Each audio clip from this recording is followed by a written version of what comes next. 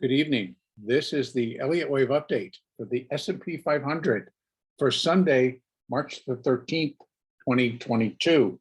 As the Globex session gets underway here on Sunday evening, the markets are putting in a small rally. And here in the S&P, we've gotten as high as 4220. And now we're pulling back a little bit. So it's kind of just running up back and forth between like 4201 to 4222 and then a little bit in between. So nothing too great just now. But of more importance is to take a look at what we witnessed on Friday. On Friday, during the Globex session, again, we saw this race. It was at 3 o'clock in the morning here on the West Coast, 6 a.m. on the East Coast. But during the Globex session, the buyers moved in very strongly and pushed the S&P up to 4226, almost 27, before bringing it back down. And then again, within the next several hours, bringing it much, much further down. On the US Open, we had numbers come out at, again, early, and that was on the jobless numbers. And they again tried to rally the market back up on those numbers. That was all rejected. And then by the time we opened, the market just started to sink and did not have one green bar for the balance of the session until the after hours. So that's after the US close. They have about an hour to do any finishing trades and what they need to do after hours in terms of the funds and the fund managers, et cetera, et cetera. So the market, in essence, if we just count, 1, 2, 3, 4, 5, 6, 7, 8, had 9 hours, 9 straight hourly bars of red bars, selling, downside. Now, that's not to say, as we can see, there was buying here, but the bar itself did not close green, did not close in the up position. It closed negative, even though we had both down and up negative. Down, it left it with a topping tail, another small topping tail, et cetera. So the market was extremely negative on Friday and consistently for the entire session down. Now, this allows me to move that minute 2, which was over here before Friday. So as of last Thursday, this is where it was right here. Now I've moved it over because it is now more complete. So there's the 2, the wave C, all here. Now, what does that tell us? We got a very strong confirmation on Friday that 2's done. Now, does that mean that the market can't turn on its nose and just start buying it all again? No, absolutely not. It could. I'm not expecting that after Friday's strong downside and strong down close. I would not be expecting it to turn and start breaking these moving averages on the way back up, breaking the resistance on the way back up, and getting itself back above 4327. That I'm not expecting. So I am looking for a smaller rally again in response to 9 hourly red bars. A bounce should definitely be expected. So I wasn't totally surprised to see the market get pushed higher and move very quickly right from the opening on Globex to remain higher. Now, I think once wave 2 is done, the selling will continue. So for the balance of this Globex, and however long it lasts, so going into our own session tomorrow morning, we have resistance to probably complete this small wave 2 at about 42.25 up to 42.33. That's where I'm thinking that we probably should not. We might get up to that 20, which the 20 MA hourly, which is at 42.39. I'm not looking for much push here. I think there's still enough negativity that came into the market on Friday that's just going to carry through. And now this is just position squaring, getting ready, some trading in these levels, et cetera. But I am not expecting a strong push up with what's happening around us, what's happening around the market. The jobless claims came out, but there was also the CPI came out at the end of last week, and the CPI acknowledged that that inflation has gone up another 0.4%, So we're now standing at 7.9%, which is the highest in the last 20, 25 years. So inflation remains the 800-pound gorilla in the room. Inflation remains the number one enemy to this market. And likely when combined with what's happening in the Ukraine and now being pushed more to the west, they're very close to that Polish border in sending missiles and doing some destruction there. So there's still a lot of verbal threats of everybody going back and forth, of miscommunication. It's not a pleasant situation going on right now between Russia and the Ukraine.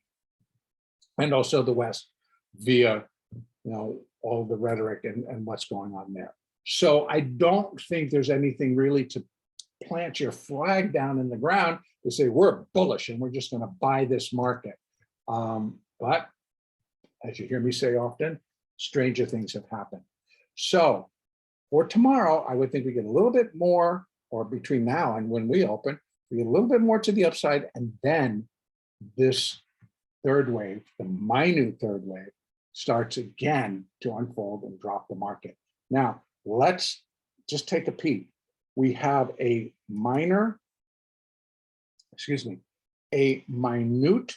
third wave. I'm going to open that up all the way from here. If I can get it. Yep, thank you.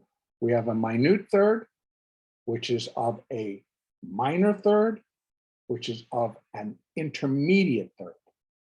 We have three third waves all now heading down. So we're in the 3 of 3 of 3.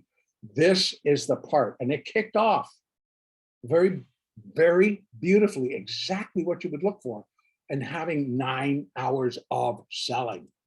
Basically, yes, we had our upswings, but 9 hours of consistently selling. So there wasn't this moment of respite where we got, like we're getting now, a couple of green bars. It was straight down. It gave good support to the fact that this 3 of 3 of 3 move is now underway. And I think that that's kind of holding these levels, because once the sellers move back in, here's what I'm expecting. That was a great start. Now double it. That's what I'm looking for next. The third wave, longest and the strongest. So first of all, it's a minute third. I'm looking for it to break below this minute one, which is 41.38. Then I'm also looking for it on a minor third. It needs to break below 41.01, which is that low right there. Now we can continue and see, you're going to see where all of this comes into play. Now, again, on this, come on, you were doing so well, computer. Let's go to the 30-minute. I can do it all in the 30-minute. We can see now as we start to come down, if we break below this, the Friday's closing lows, 41.89, our next support level, so these are these interior ones, those are for the minute 3. These in the middle of the page, those are for the minor 3. These on the outside are for the intermediate 3. So minute 3, we have 50% support right there, right below at 41.87. Excuse me. Then we drop down to 41.66. Then we, well, actually, no, we were 41.76. I apologize. 41.54. This is for the minute 3. 41.54. Then we have 41.29, 41.20, 41.07. And then we have the 100% where minute 3 would be equal to minute 1 at 40.47. Now, I think what really comes into play are these next zones for the minute 3, where minute 3 should finish. So I'm looking for a pretty serious decline. Not likely going to happen all in one day. If it does, then it is a crash, because we're looking for 200 points from where we're sitting right now, 200 points. And that only brings us down to 4,014. So again, here's our next zone. So we have 33.90, 39.90. Then I have 39.81, 39.40 to 39.34, 38.75, 38.75 from minute 3. That's a 300-point drop, pretty much, from where we are. That's a pretty intense slide lower. So again, we're all talking about crashes. If the market decides it's just going to give up the ghost, then yeah, I could do it all in one day, but I would be really like, stand back and get out of the way of that thing. But in any case, that's the ultimate. Now, inside here, minor third would equal minor 1 at 39.34. Where else can that go? Let's go back up to that hourly chart. And let's start to bring it down. Again, we're just on these inside. So 618, we're already down to where we have 100% at 39.34. That would be 100%. Minor 3 equals minor wave 1.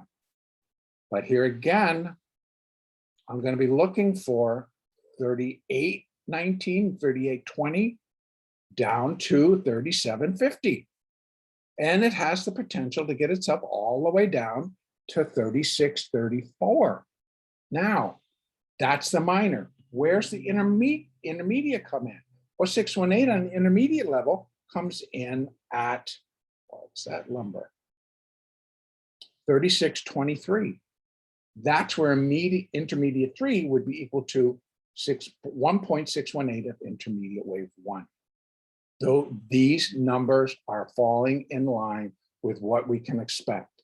Now, minor wave 3 might come in up here. We get a minor 4 and then a 5, and then all kind of comes in. If we get intermediate 3 ending here, then we have an intermediate 4 and an intermediate 5, which, you know, I don't have those numbers. But you can see we have a great deal of downside to put in before these larger portions of this initial decline, right? The third waves, that's a minute 3. And actually I can go one more. It's a subminute 3, a minute 3, a minor 3, and intermediate 3. That's just for starters. So we are looking for much lower levels. And when I believe that the position of the market right now is, yes, we could slide, and we could slide severely and quickly.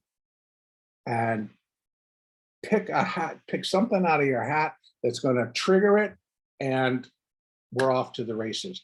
I'm going to go, that's a purely technical view that we've got a lot of downside to cover before I believe a sustainable, larger rally takes over.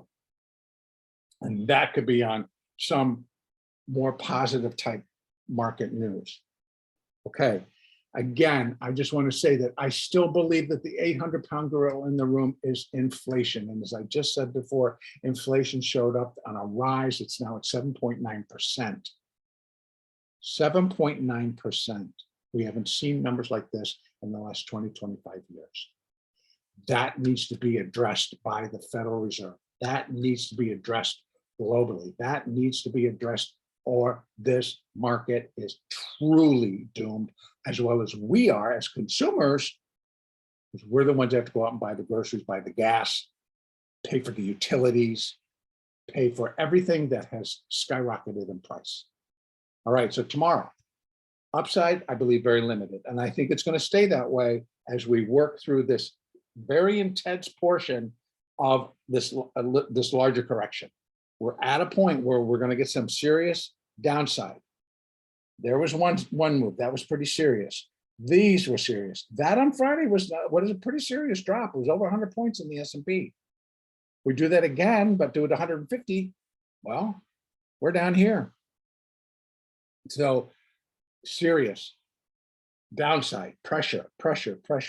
So again, volatility as measured by the VIX still remains above 30. Yes, it's down because we're up and they continue to pop it here and pop it there.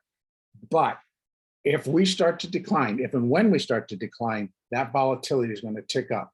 More importantly, understand that if the volatility is increasing to the downside, when it's time for the bounce, it's going to do it at the same speed. So in other words, we're not just going to get a $2 or $3 or $4 bounce.